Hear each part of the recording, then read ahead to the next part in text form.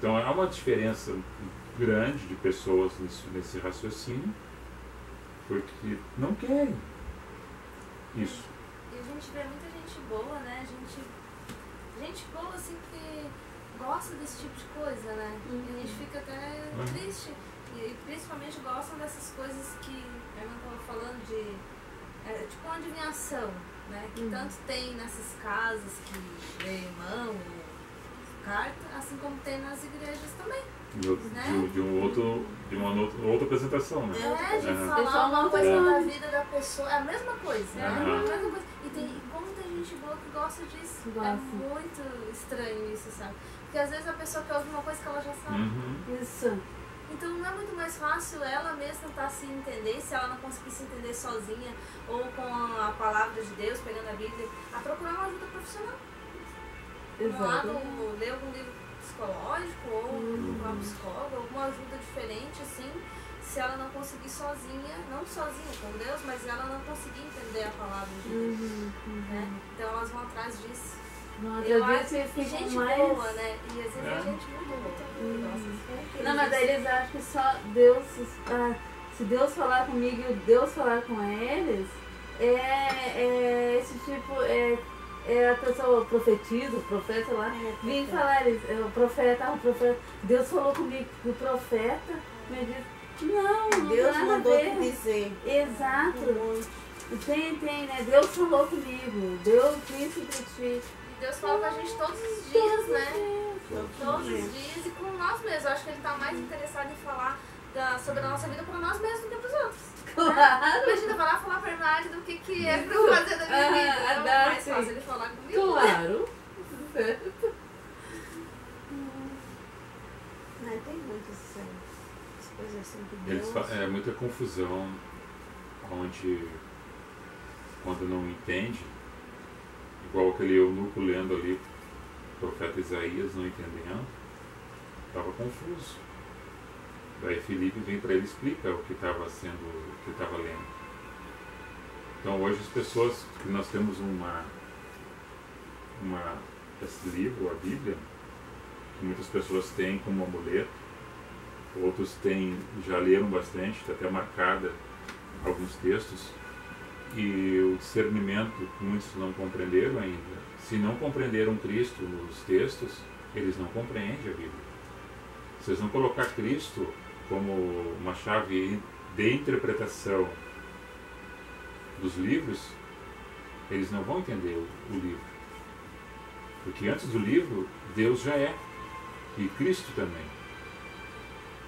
Daí eles lendo não entendem, e quando leem querem fazer para o seu bel prazer, para satisfazer a sua carne, e aquilo que eles estão fazendo nas suas reuniões, eu faço de montar uma heresia baseado nos textos. É muito fácil.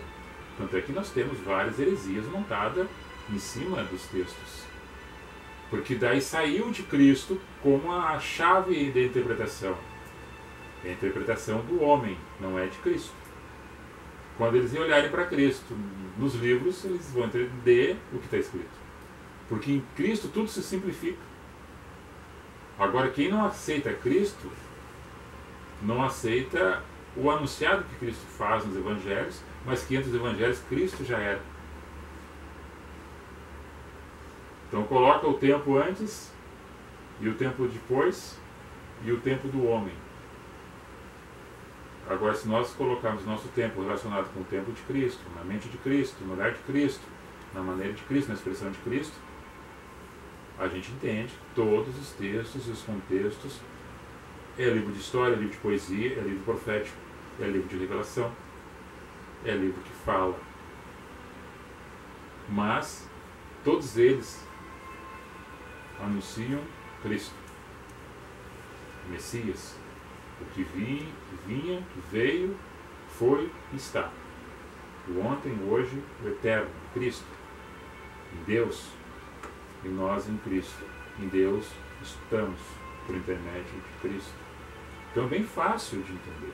Como fizeram essa miscelânea toda, essa confusão, aí por isso que tem várias dissensões. E quando nós falamos isso, nós não estamos relativamente falando sobre qualquer tipo de denominação. Que cada um se encontre onde está ouvindo o que a gente fala e se faça o autoexame e entenda-se em Cristo e não seja manipulado por mentes doentias que querem somente juntar tesouros e mais tesouros e mais riquezas e mais poder econômico diante da circunstância terrena que cada um vive. Cristo, na sua simplicidade, ele disse: tu tem duas túnicas, tu pode dar uma túnica para alguém. Repartir o pão, não juntar tesouro, buscar antes o reino dos céus. Não se preocupeis com alguém de vestir, com vez de comer, porque Deus assim se importa com vocês muito mais que os animais e as plantas que existem. Então Jesus sempre estava falando isso, sempre colocando isso no entendimento do ser humano. E ele continua dessa forma. Isso não quer dizer que tu tem que deixar de trabalhar, buscar se esforçar, buscar pagar as contas e adquirir. Não, não é isso que ele está dizendo. Não é para te pegar tudo que tu tens, vender e dar para os pobres, que nem ele falou para o rico ali. Não era esse entendimento que o rico deveria fazer isso. Ele colocou no rico que o rico venderia e sobraria coisa para viver para o resto da vida. E ainda voltaria a servir a Cristo. Tudo que ele tinha. Tu vende o que tu tens, distribui e dá para os pobres. Tu tem muito.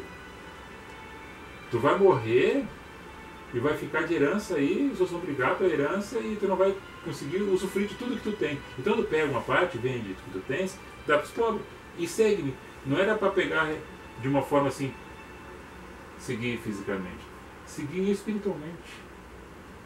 Que nem hoje nós seguimos espiritualmente a Cristo. Que nem quando a minha filha às vezes reclama e vejo pessoa reclamar: por que tudo para mim é difícil? Por que é tão dura a batalha? Aí eu respondo assim: ó, Deus dá batalha difícil para grandes guerreiros. Ele não dá batalha difícil para quem é fraco, para quem vai desistir. Ele dá uma luta para quem ele sabe que vai vencer. E no momento certo, aquilo que te é merecido, Deus vai te dar. É o que eu penso. A palavra que eu passo para a pessoa quando está desanimada, caída.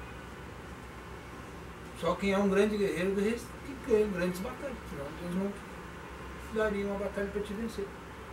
E ele só vai te alcançar aquilo que te é merecido no momento certo, no momento dele, no tempo dele, no tempo de chorar. Quando no caso da tua filha, provavelmente, mas qualquer pessoa dentro de uma circunstância que está passando uma dificuldade de luta, alguma coisa no campo da luta dela, do campo da batalha, ela está faltando alguma coisa. Está faltando alguma coisa.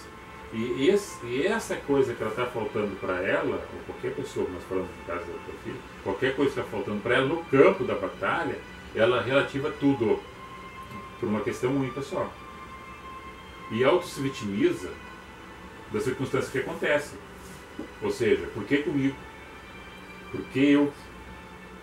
Por que tantas pessoas, lógico, a mim? Mas é uma falta que está acontecendo na vida dela, no caso, na vida dela, de qualquer pessoa que passa por esse processo. Eles são parecidos. Sim. Os sintomas são parecidos. Existe uma carência de alguma coisa. Daí tudo que acontece na volta, que ela acha que tinha que dar certo para ela, não dá certo para ela, ela coloca como se fosse tudo dando errado. Mas as alcançadas, as vitórias conquistadas, ela não coloca dentro do patamar da partilheira como troféu. Aquilo ela não conta, ela conta só o lado negativo. Só negativo.